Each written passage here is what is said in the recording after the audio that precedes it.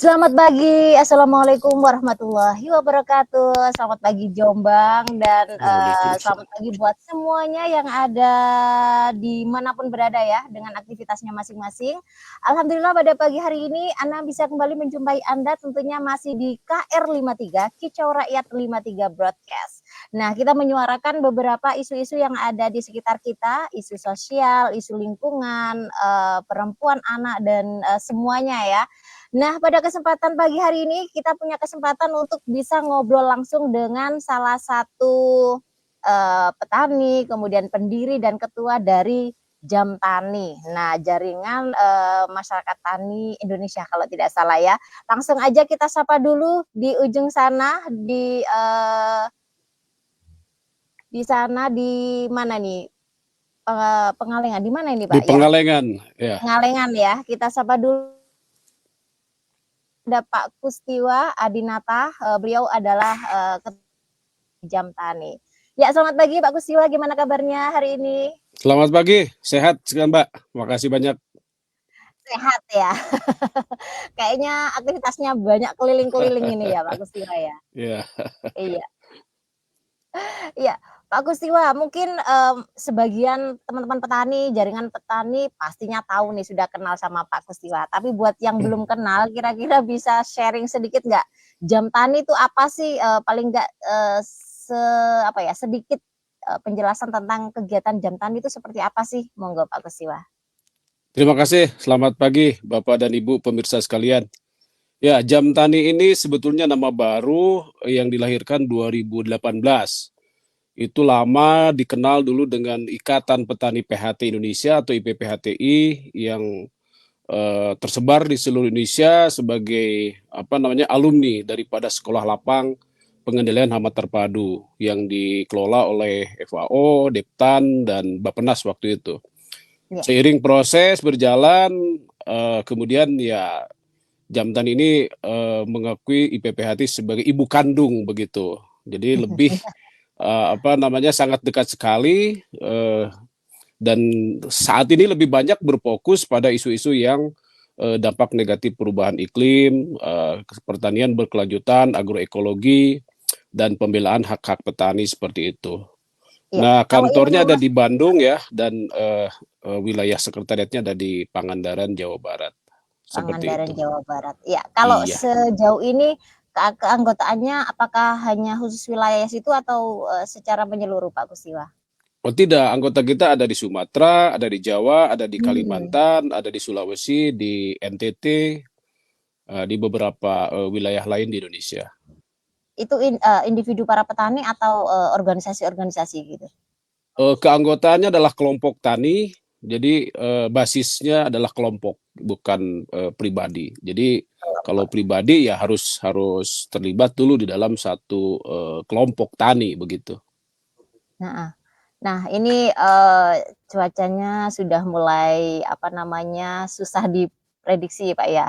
Nggak hanya air Mhm. ini tapi sudah beberapa tahun terakhir ini ya ada Ya, pemanasan global, ada iklim yang semakin susah diprediksi, kadang panas, tiba-tiba hujan, begitupun sebaliknya. Nah, kalau Pak Kustiwa setelah berkeliling nih ya, seringkali roadshow nih ke teman-teman baik di dalam maupun di luar negeri, kira-kira persoalan saat ini yang paling sering dihadapi oleh para petani yang ada di Indonesia ini apa Pak Kustiwa?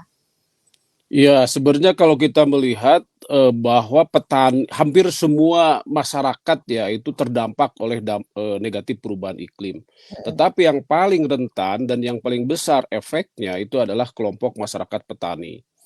Nah, di wilayah pesisir itu hampir semua bencana iklim itu terjadi, mulai dari peningkatan muka air laut yang kemudian itu juga mengancam areal persawahan yang kadar garam menjadi tinggi. Nah, ketika kadar garam tinggi ini otomatis tanaman biasa itu tidak mampu Tidak bisa. beradaptasi dengan kandungan garam yang tinggi.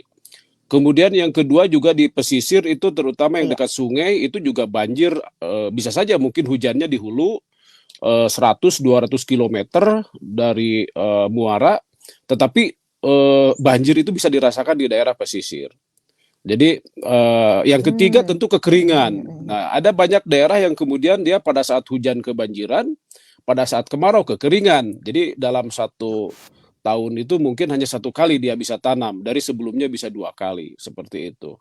Lalu juga kemudian angin puting beliung, dan ini terjadi hampir di semua daerah, terutama di dataran tinggi, termasuk di tempat saya, Pengalengan ini, Mhm. bulan Desember sampai dengan Maret ini cukup kencang angin sehingga itu bisa merusak tanaman sampai dengan tumbang dan luluh lantah. Ditambah lagi dengan temperatur yang seling berubah Mhm. siang Mhm. dan malam. Nah, itu menimbulkan namanya embun bajra. Jadi embun Embun itu Bajra. ya di Dieng itu mungkin suka terlihat ya pada bulan Agustus September itu turun salju ya. Dan itu kan aneh sebetulnya karena salju itu hanya di negara yang Eropa atau Asia Timur atau Mhm. Amerika yang Mhm. punya 4 musim. Nah, sekarang sudah terjadi itu di Dieng itu kan beberapa kali kita muncul di televisi kayak salju begitu, dan itu tentu merusak tanaman gitu. Beberapa hari Mhm. lalu Mhm. juga terjadi ada embun yang sangat dingin sekali dan itu bisa merusak tanaman. Nah, itu yang terjadi fenomena di masyarakat petani. Ditambah lagi sekarang adalah sulitnya petani memprediksi tentang pola musim ini. Jadi kalau dulu misalnya ada musim tanam itu Oktober, Maret. Setiap Mhm. September, Oktober, Desember itu pasti hujan. Mhm. Nah, sekarang udah nggak bisa lagi. Di Iya, tempat iya. kami di Pangandaran, Cilacap, Tasik, wilayah selatan dekat wilayah program kita, itu sekarang tuh baru Juli kita bisa baru tanam gitu. Jadi udah nggak September Oktober lagi begitu. Musim hujannya berubah. Begitu pula April September. Nah, sekarang itu musim kedua itu tidak bisa lagi April September begitu. Jadi Absep Okmar itu udah nggak berlaku lagi.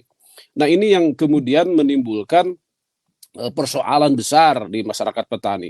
Ditambah lagi dengan sekarang akibat temperatur yang tinggi itu menimbulkan hama penyakit pun juga menjadi tinggi. Dia migrasi, dia resurgensi.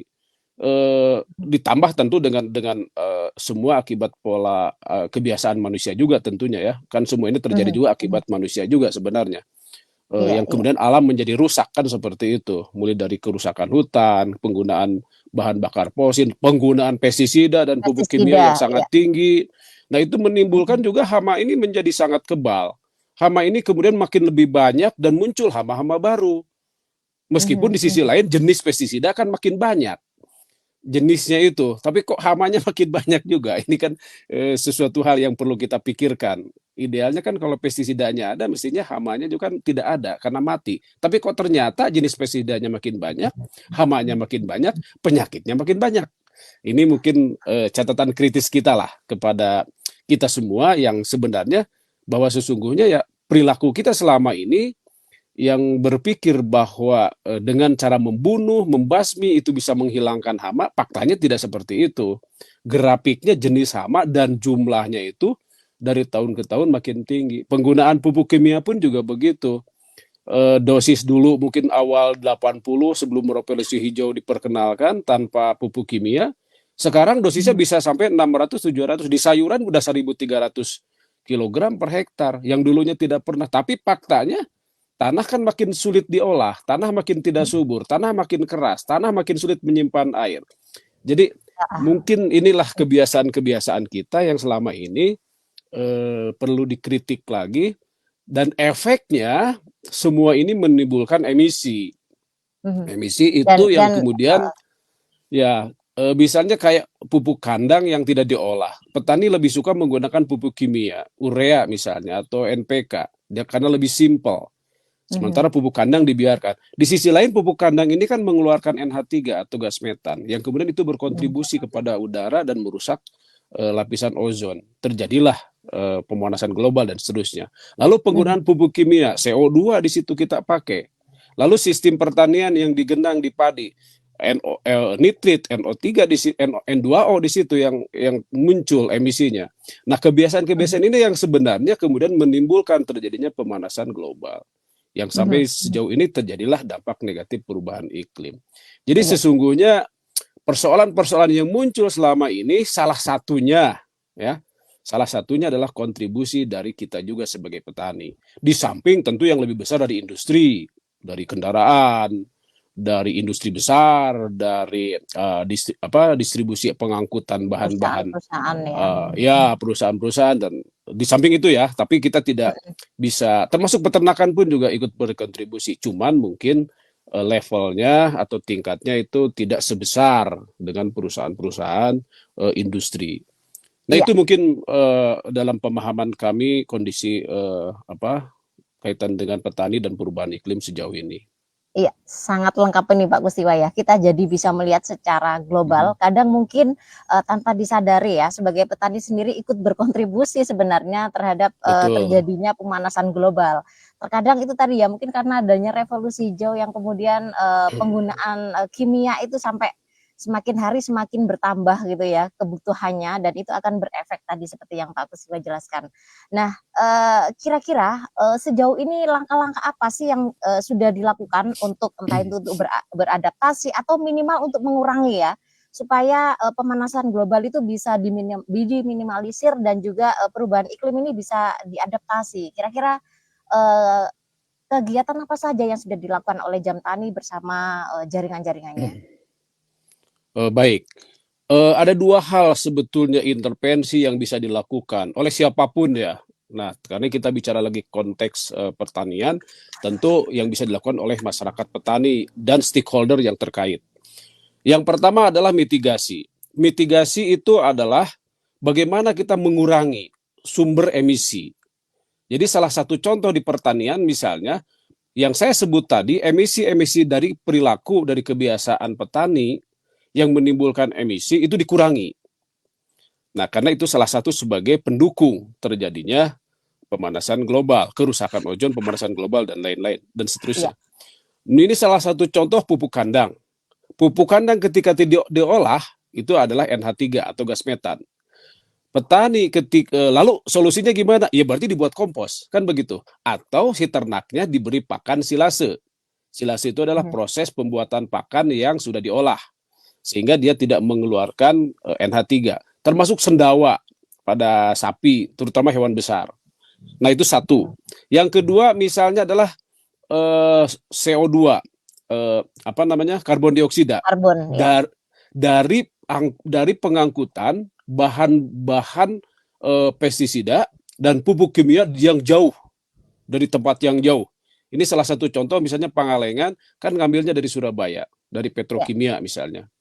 Atau apalagi pestisida itu semua produknya produk luar negeri, itu Hook, Novartis, Monsanto, Amerika, Prancis, dan lain-lain dari luar negeri.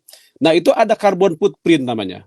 Nah carbon footprint ini itu adalah semakin jauh barang itu diangkut dari sumber produksi ke konsumen, maka makin tinggi emisinya. Emisi. Ya, emisinya akan makin tinggi. CO2 diantaranya. Lalu solusinya gimana? Ya berarti petani harus memenuhi kebutuhannya dari daerahnya.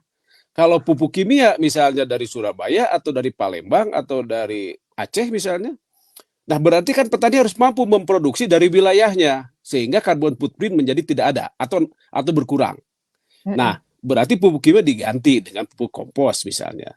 Nah, Jam Tani sekarang lagi mengembangkan briket organik dan juga biofertilizer kerjasama dengan Badan Riset Inovasi Nasional untuk menghasilkan pupuk yang standar sesuai dengan kebutuhan fase vegetatif dan generatif.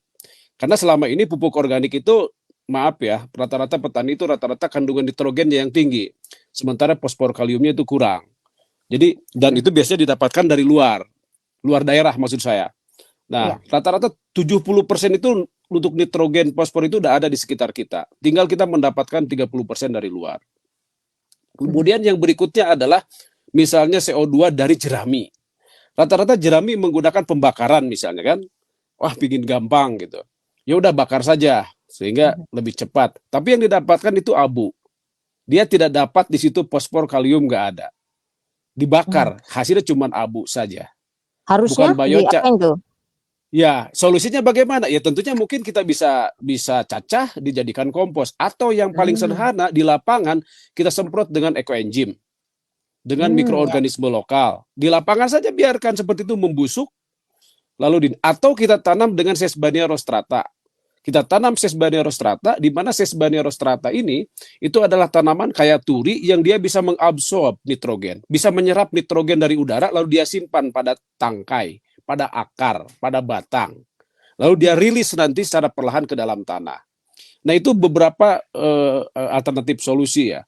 Lalu untuk pestisida misalnya, pestisida pun juga begitu. Karena tadi itu karbon footprint, lalu CO2 juga tinggi, ya solusinya bisa jadi kita kembangkan biopestisida yang eh, organik, yang bio ya. Lalu juga pengembangan pengendalian secara hayati, secara PHT, pengendalian hama terpadu. Lalu juga misalnya mengembangkan apa namanya sistem trap atau perangkap dan macam-macam gitu. Nah ini tapi dan tentu ini tidak bukan hal yang mudah tentu saja karena problem terbesarnya adalah merubah pemahaman atau mindset kita dan tentu juga harus ada daya dukung yang kuat dari stakeholder lain. Dalam hal ini pemerintah tentunya.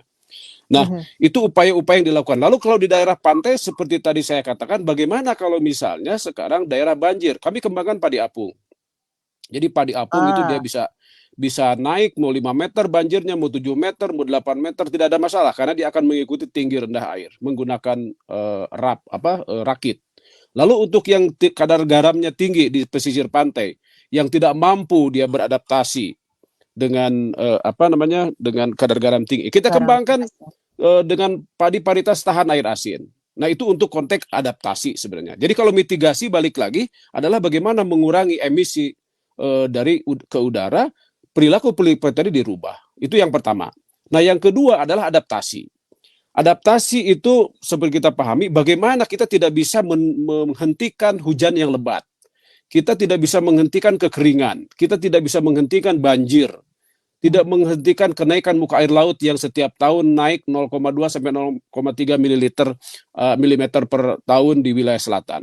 Kita tidak bisa hentikan itu, tapi yang bisa dilakukan adalah petani beradaptasi dengan lingkungan. Nah, ketika permukaan air laut naik dan dia masuk ke persawahan, kita kembangkan benih padi tahan air asin. Mhm. Ketika terjadi banjir seperti tadi, kita kembangkan padi apung. Ketika petani tidak mampu melakukan atau melawan kekeringan, kita kembangkan tanahnya supaya dia kadar organiknya tinggi. Karena ada semakin tinggi kadar organik, maka dia semakin mampu menyimpan kadar air. Dia mampu beradaptasi antara perpindahan kemarau ke hujan. Begitu pula sebaliknya. Nah, yang terjadi saat ini kan tanah itu makin keras dan sulit menyimpan air karena keras, bahan organiknya sangat rendah sekali gitu. Karena dibakar tadi itu, Mhm. jeraminya dibakar, semua hijauan dibakar, termasuk Azolla pinnata misalnya. Azolla pinnata Mhm. itu sangat bagus dan itu banyak dulu itu di sawah-sawah. Tapi karena petani menganggap itu sebagai gulma, maka disemprotlah dengan salah satu merek ya, saya tidak sebut merek Mhm. herbisida. Herbisida yang membunuh. Padahal itu sebetulnya Azolla pinnata itu dia kalau lihat di mikroskop di bagian bawahnya itu dia menyimpan berbagai nodulnya itu menyimpan nitrogen dan nitrogennya dia rilis nanti dia lepas perlahan ke tanah dan itu makin lama makin subur. Jadi Mhm. hal-hal inilah yang kemudian sebenarnya upaya-upaya yang kita lakukan termasuk juga bagaimana sebenarnya menyesuaikan kebutuhan tanaman dengan pupuk organik yang seimbang. Nah, jadi kalau Mhm. selama ini misalnya kenapa pupuk kimia? Ya karena dianggap cepat, karena instan, karena hasilnya bisa 1-2 hari terlihat. Nah, Nggak usah sementara pupuk repot-repot ya. iya nggak usah repot. Nah, bagaimana sekarang menciptakan seperti kami kembangkan briket organik eh, dan ini proses dari 2 ton per hektar. Kalau rekomendasinya kan 10 ton per hektar ya. Nah sekarang sudah 2 ton, lalu sekarang dinaikkan lagi 1,5 ton. Targetnya kami bisa 600 atau 500 kilo per hektar. Sehingga petani menjadi simpel bawa ke lapangan gitu. Tidak jauh beda dengan pupuk kimia bawanya, Mhm. distribusinya. Dan itu cara pengaplikasian pun juga sangat mudah gitu. Untuk daerah banjir itu kalau menggunakan urea misalnya atau pupuk pril, begitu Mhm. ditabur lalu apalagi yang tanahnya terasering, begitu hujan datang maka dia akan lari ke bawah atau dia akan ngumpul di muara sehingga dia tidak Mhm. terserap oleh tanaman begitu. Yang akan subur yang di muara. Tapi briket organik ini kita benamkan ke dalam tanah dan dia secara perlahan merilis atau melepaskan dan diserap oleh tanaman. Jadi 4 batang tanaman 1 briket misalnya. Dan ini kandungannya untuk fase vegetatif beda dengan fase generatif gitu. Jadi diberikan itu secara bertahap, tidak sekaligus di awal. Berbeda dengan ular yang makan sekaligus lalu dia bisa tidur sebulan gitu. Ini nggak bisa begitu. Mhm. Nah, ini Mhm. juga disesuaikan dengan fase pertumbuhan tanaman. Nah, kemudian juga adaptasi yang lain adalah meningkatkan, pada hakikatnya adalah resiliensi atau daya tahan. Daya tahan petani ketika terjadi bencana. Jadi kalau misalnya sekarang sumber kehidupannya hanya satu dari padi misalnya, bagaimana ketika terjadi kekeringan? Maka dia akan kolap. Petani tidak punya sumber kehidupan lain karena Mm-mm. hanya mengandalkan dari satu sumber padi. Nah, eh, dengan adaptasi ini adalah kita kembangkan alternatif livelihood atau sumber pendapatan lain. Misalnya kita berikan mereka pelatihan untuk mengembangkan supaya tidak menjual produk pertanian baik itu pisang, semangka, nangka, pepaya atau padi atau mereka mengolah dulu gitu. Sehingga ada added value, ada nilai tambah di situ. Jadi Mhm. misalnya mengembangkan home industry. Sehingga begitu terjadi kekeringan lalu tanaman padinya gagal, dia masih punya sumber kehidupan yang lain gitu. Termasuk tanaman pekarangan misalnya. Dari dulunya membeli dari tukang sayur, sekarang dia malah menjual gitu. Karena tidak ada ruang kosong. Nah, ini alternatif livelihood termasuk juga hewan ya, kayak kambing, bebek atau apa. Nah, sehingga itu tujuannya adalah meningkatkan resiliensi, meningkatkan daya tahan petani ketika terjadi bencana, dia punya sumber income yang lain, tidak hanya mengandalkan dari satu sumber. Nah, jadi upaya adaptasi ini sangat luas sebetulnya, tidak hanya dipandang yang kemudian, oh udah kita terserah saja karena ini sudah takdir, ya kita ikuti saja. Tidak seperti itu, tetapi kemudian ada upaya-upaya yang harus dan perlu kita lakukan secara preventif.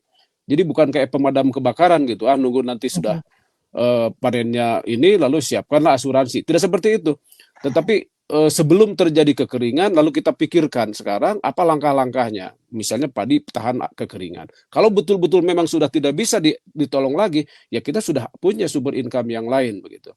Jadi Mhm. dua hal itulah yang kemudian aspek mitigasi adalah mengurangi emisi-emisi yang menyebabkan terjadinya pemanasan global, lalu adaptasi adalah melakukan adjustment, melakukan penyesuaian terhadap kondisi dan bencana dengan upaya-upaya teknologi-teknologi yang ramah iklim dan juga meningkatkan atau mencari sumber kehidupan lain supaya lebih tahan gitu. Nah, satu lagi Mhm. mungkin untuk mitigasi upaya yang bisa dilakukan, Jamtani sekarang kembangkan misalnya pemanenan untuk air atau pengairan itu tidak menggunakan lagi mesin yang menggunakan bahan Diesel. bakar diesel, tapi udah Mhm. kita gunakan bahan bakar matahari, Hmm. solar Pakai ya, biosolar. Mhm. iya solar solar cell.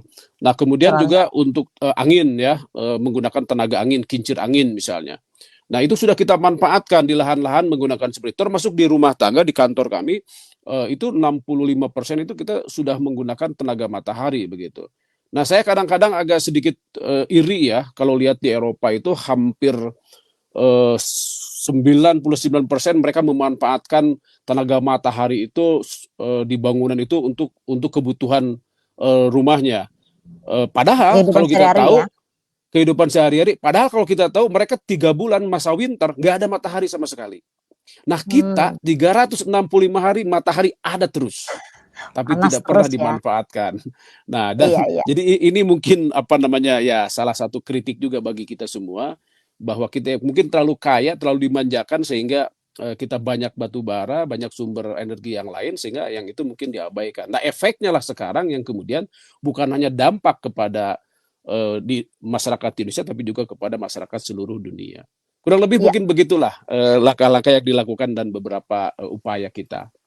Iya, kalau kita lihat memang, dari apa namanya, penjelasan dari Pak Kusiwa kayaknya, mungkin petani mulai melek ya, mulai tahu ini, oh ternyata ada loh solusinya. Kadang kan di daerah-daerah terpencil itu bingung Pak Kusiwa, seperti Hmm. saya di Wonosalam, kadang mereka bingung misalnya, pohon-pohon kopi itu pada layu ketika Hmm. musim kemarau gitu, tidak ada hujan dan mereka tidak tahu apa yang dilakukan. Sementara pemerintah juga tidak ada apa ya, atau jangan-jangan mereka sendiri juga belum paham ini Pak Kustiwa untuk memberikan penyuluhan kepada para petani. Jadi kalau mereka belum paham gimana gimana petaninya Oh. akan lebih tidak paham. Nah, kira-kira apa namanya step by step untuk para petani yang saat ini mendengarkan, apa sih hal yang paling mudah yang bisa dilakukan saat ini? Mungkin tidak sampai jauh seperti yang Pak Kustiwa, tapi yang saat ini kira-kira yang harus dilakukan dengan tanamannya, dengan sawahnya apa Pak Kustiwa?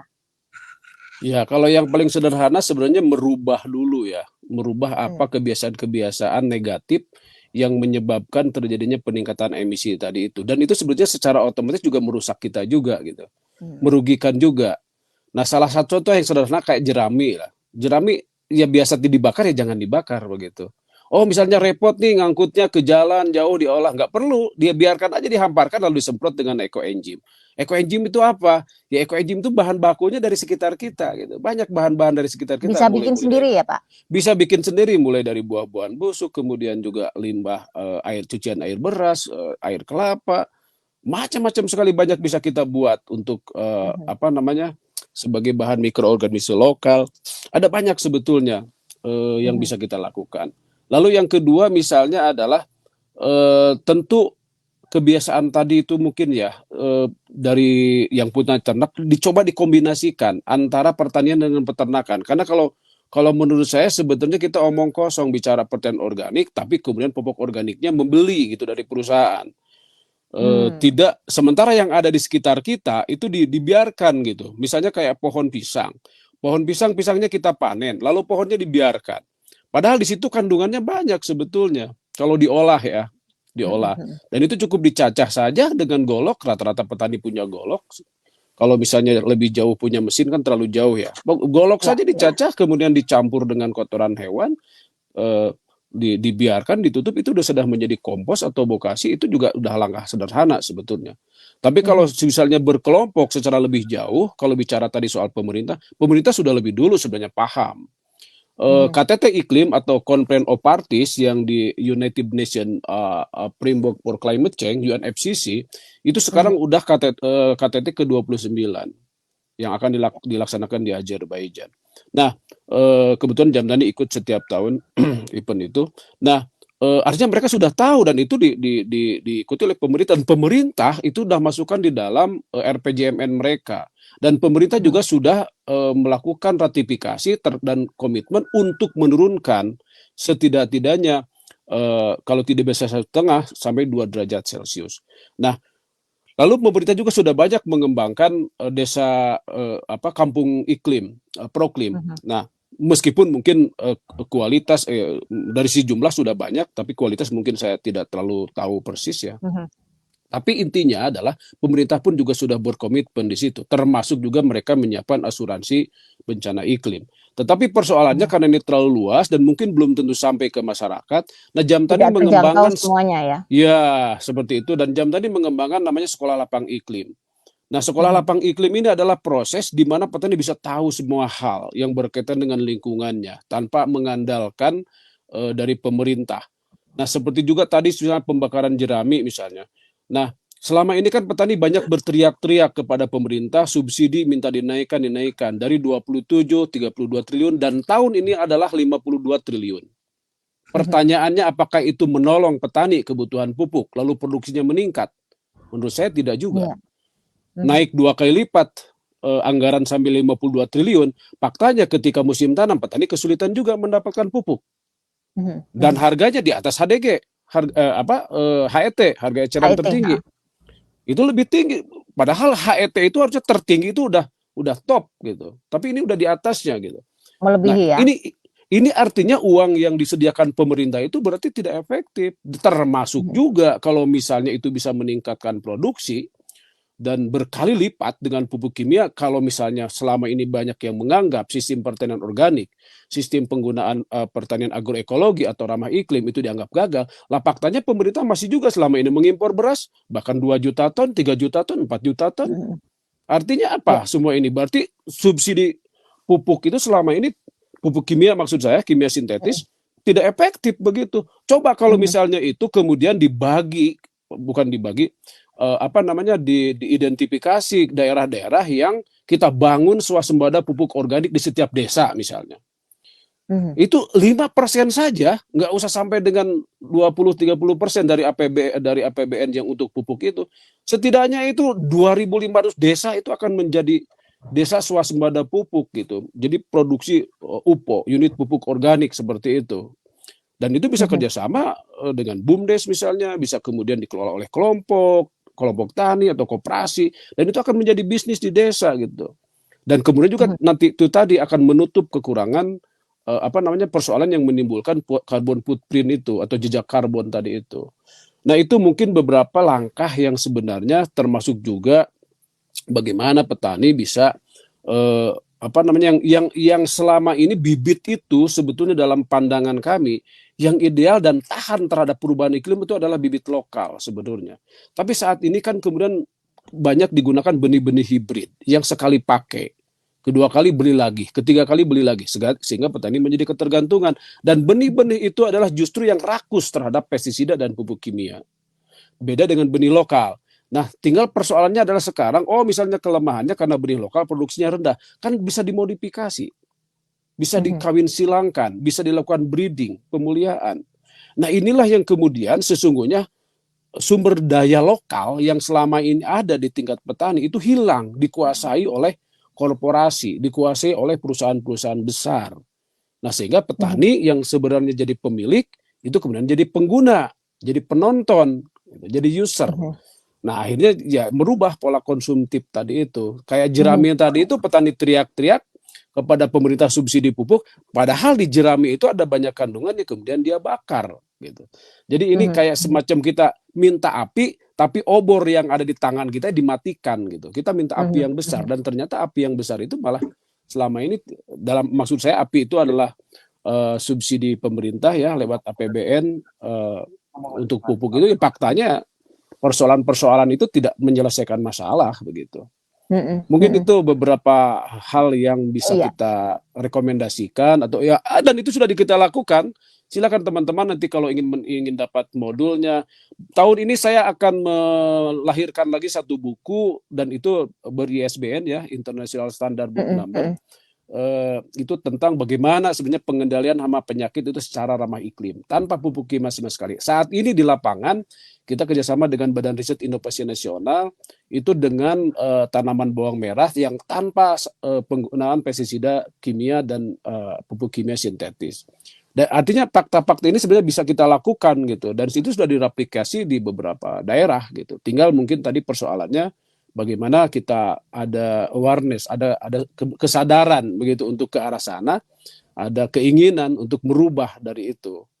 Dan tentu ini kalau ingin masif ya pemerintah harus turun tangan gitu, nggak bisa kalau hanya sebatas copot-copot oleh kelompok kecil seperti kami ini. Ya, kalau sejauh ini ada nggak kolaborasi dari pemerintah? Misalnya ada nggak mereka misalnya melakukan konsultasi atau ya komunikasi lah dengan beberapa teman-teman petani yang memang kapabel ya di bidangnya untuk memberikan masukan kira-kira yang dibutuhkan petani itu saat ini apa gitu, nggak hanya sekedar anggaran yang diperpanjang sementara nanti tidak efektif, tidak tepat untuk bantuan yang diberikan kepada petani. Ada nggak semacam itu Pak Kustiwa selama ini? Jujur saja kalau saya katakan sebenarnya sejauh ini belum ya. Yang ada justru kami yang selalu mengadakan workshop, konsultasi multi pihak begitu. Seperti beberapa waktu lalu di Jakarta kita mengundang dari Deptan, dari dinas dari Departemen Koperasi, dari Kemendes. Jadi ke Bappenas gitu. Justru kita yang kemudian aktif memberikan masukan-masukan begitu. Karena selama ini juga terus terang saja sedikit persoalan di Indonesia itu bahwa yang diakui petani itu kan organisasi petani itu kayak Jam Tani, kemudian Serikat Petani Indonesia, Wahana Masyarakat Tani, Aliansi Petani Indonesia itu belum dalam tanda kutip ya, itu belum dianggap sebagai sebuah bagian yang disupport oleh pemerintah. Selama ini masih berfokus kepada satu organisasi yang petani yang selama ini dianggap dan itu dialokasikan APBN, APBD seperti itu.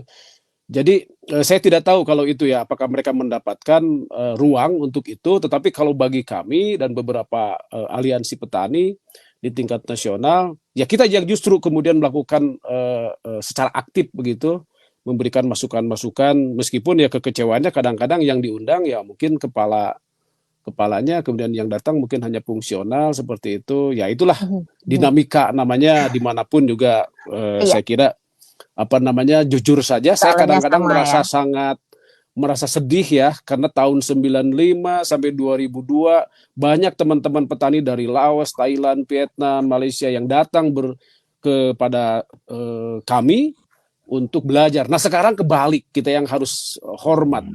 Saya nggak Mhm. usah jauh-jauh lah. Kita lihat Thailand itu mereka petaninya disupport oleh pemerintah dari mulai bukan hanya di budidaya sampai di marketnya itu di Rangsit Market saya lihat pertanian organiknya dan segala macam itu disupport oleh pemerintah sehingga komitmen pemerintah itu betul-betul sangat baik lah. Nah sejauh Iya. ini kami tetap ya pemerintah sudah membuka sebenarnya ruang dengan konsep pentahelik di mana melibatkan juga selain juga pemerintah, bisnismen, universitas. Nah, komunitas pun juga diberi ruang. Nah, saat ini pun juga ya kita melakukan apa namanya kolaborasi dengan universitas, dengan badan riset untuk bisa meningkatkan bagaimana Mhm. sebetulnya apa kapasitas dan juga kemampuan-kemampuan baik di tingkat on-farm maupun juga off-farm, termasuk juga soal policy, soal kebijakan-kebijakan. Nah, yang kita lakukan, kita dorong sekarang adalah teman-teman jaringan jam tani ini adalah di daerah. Bagaimana mereka punya akses di daerah. Kenapa? Karena ruangnya jelas. Di situ ada Mhm. Musbangdes, di situ ada Musrenbang. Musrenbang Teman-teman ya. itu bisa bisa masuk di situ. Nah, sehingga kami mungkin sekarang lebih realistis itu bekerja sama justru di tingkat-tingkat daerah. Kalau di tingkat Mhm. nasional itu terus terang saja semakin lebih banyak mengecewakannya. Dan perjuangan ini bukan dari sekarang, sejak tahun Mhm. Mhm. 99 2000 kita sudah masuk di situ. Termasuk juga periode sekarang banyak teman-teman kita di pemerintah yang dulunya sama satu main di jalanan dengan kita ya faktanya menurut saya tidak banyak perubahan gitu. Bahkan Mhm. Mhm. apa namanya kondisi-kondisi masyarakat petani ini tidak terperhatikan gitu, semakin sulit gitu. Iya. Mungkin itu Kalau secara iya. jujur ya kalau saya harus katakan seperti itu. Ini Pak Gusiwa, kalau ada teman-teman petani ya yang lagi menyimak kita, dimanapun ya, entah itu Jawa Timur, Jawa Tengah atau dimanapun, seandainya ingin belajar dengan teman-teman jam tani, gimana Pak Hmm. Gusiwa? Oh, kita sangat senang sekali dengan sukarela dan silahkan datang Mhm. itu bisa dengan gratis ya. Jadi kita tidak bisa nanti di tempat kami ada Climate Learning Center namanya atau pusat belajar iklim. Di situ Mhm. bisa melihat bagaimana tadi yang disebut dengan mitigasi dan adaptasi itu, termasuk juga di kelompok-kelompok Mhm. dampingan. Jadi Climate Learning Center itu hanya 1.500 2.000 meteran, tetapi yang luas itu adalah di kelompok-kelompoknya. Dan itu Mhm. terus hidup gitu, bukan hanya karena proyek ada. Rata-rata kan biasanya begini, Mbak, program itu berjalan ketika proyeknya jalan, proyeknya ada kan. Mhm. Begitu proyek Mhm. selesai, maka program selesai, kan begitu. Nah, Nggak ada eee, sustain-nya. iya, nah kita alhamdulillah tidak seperti itu dan kami sangat, harmonis dengan Dinas Pertanian. Mhm. Jadi sekarang lebih banyak dekat justru di tingkat daerah begitu, dengan dinas-dinas Mhm. pertanian, dinas koperasi. Teman-teman sekarang sudah banyak mengembangkan UMKM, lalu mendapatkan sertifikat halal, PIRT, NIB Mhm. gitu. Mereka sangat support dari apa dinas-dinas SKPD seperti itu. Mhm. Sehingga itu yang kemudian lebih real gitu dibanding dengan permainan atau apa namanya upaya-upaya advokasi di tingkat regional dan nasional seperti itu. Jadi Mhm. kalau misalnya terdekat nanti bisa kita kasih beberapa kontak di jaringan kita terdekat begitu. Tapi kalau ingin misalnya langsung ke tempat kami silahkan, tidak dipungut biaya, kita dengan senang hati. Website Pak Gusiwa? Ya, webnya bisa Web dibuka di jamtani.or.id. Nah, di situ biasa kita ada banyak Jamtani. juga ya. Ada beberapa juga kalau ingin mendapatkan informasi, ada di IG-nya, ada di Facebook, IG-nya? kemudian juga di web. Ya semua pakai Jamtani ya, ada Jam Tani. Jamtaninya. Oke. Ya, Kalau Jaringan kalau Masyarakat teman-teman Indonesia. petani mau tanya bisa ya lewat situ Oh, ya? tentu, tentu. Kita ada Mhm. juga kebetulan ada 17 orang pengurus di Mhm. nasional ini. Itu ada bagian medianya, ada bagian mitigasi, ada bagian adaptasi, ada bagian gender dan lain-lain ya. Nah, jadi Mhm. itu apa namanya? Termasuk juga link-link YouTube beberapa karena mungkin teman-teman sekarang kan lebih mudah ya kalau belajar lewat apa video seperti itu. Nah, itu Iya. juga ada posting beberapa dan itu bisa dibuka di Jam Tani TV begitu. Nah, Oh, lengkap ya. pertama saran saya yang paling gampang adalah dibuka webnya dulu Webnya. jamtani.or.id. Nah, di situ nanti baru akan dapat apa namanya? Karena itu dia connecting dengan media sosial kita yang lain. Mhm. Mhm. Seperti itu Mungkin ke mungkin, depan Mbak. bisa ditindaklanjuti ya dengan yang bagian media ini gimana kalau kita bisa, podcast rutin misalnya 1 bulan atau 2 bulan sekali gitu ya supaya informasinya bisa lebih banyak yang diperoleh gitu ya Pak Kustiwa? Sebetulnya ya tanpa saya tahu juga kalau yang di internal saya sudah share ya playernya Mhm, dan mereka mhm. juga saya lihat itu ada yang memperhatikan beberapa dan tentu nanti saya bisa sampaikan juga ke bagian staf media dan ini juga sebetulnya tanpa saya tahu juga ternyata ada juga teman-teman yang men-share di grup-grup WhatsApp kita ya di tingkat nasional ya Iya, iya, tentang apa hari ini yang saya pikir mungkin ini sangat menarik, sangat bagus dan bisa kita kembangkan tidak hanya untuk hari ini karena topik atau isu itu kan dia dinamis ya dan iya. termasuk juga mungkin bisa jadi ke depan podcastnya bisa bisa saja sesuai dengan kebutuhan atau request dari para pemirsa lalu kita bicara hal yang lebih teknis lebih spesifik lagi. Iya, iya, tadi sempat saya share dengan, teman-teman API memang, untuk Hmm, podcast hari ini ke Mbak Ika ya, teman-teman KNPK juga. hmm. Nah, mungkin, yang terpenting dari, obrolan kita ya, memang perubahan mainstream ya, Pak Kustiwa, yang paling utama ya, dari petani dan juga pemerintah ya. Untuk bisa melakukan mitigasi maupun adaptasi memang harus ada, perubahan perilaku ya, kalau saya menangkapnya, seperti itu ya Pak Kustiwa? Ya, kalau dari sisi masyarakat tentu tadi itu ya, mindset petaninya mesti Mhm, dirubah gitu. Nah, kalau dari sisi pemerintah ya itu harus ada goodwill, harus ada kesiapan dan keinginan mereka untuk melahirkan sebuah policy yang baik, mhm. policy yang berkelanjutan. Nah, jadi nah selama ini kan semua policy itu, semua kebijakan itu kan dalam tanda kutip ya mungkin tidak mungkin bisa saya katakan setengah hati lah seperti itu. Belum betul-betul berpihak kepada Belum kelompok optimal petani. ya? Mhm, mhm. Ya, belum karena mungkin masih kepentingan dengan pengusaha atau apa namanya Mhm. korporasi-korporasi besar. Sehingga ya kelompok petani ini masih belum mendapatkan sesuai dengan porsinya meskipun sudah ada undang-undang 2013 soal pemberdayaan petani, undang-undang SBT, macam-macam undang-undang sudah ada sebetulnya termasuk UN Drop ya, bagaimana pengakuan terhadap petani dan masyarakat di pedesaan. Tetapi implementasinya sejauh ini masih jauh lah. Ya kita berharap mungkin karena Pak Prabowo ini presiden terbaru dulu pernah memegang salah satu Eee, organisasi Oke, petani atas nama petani ya mudah-mudahan bisa berpihak ke depan begitu. Kita berdoa sajalah seperti itu. oke. Baik, terima kasih Pak Kustiwa atas waktunya, atas sharing ilmunya ya, yang ini mungkin, tidak bisa kita peroleh di bangku sekolahan ya.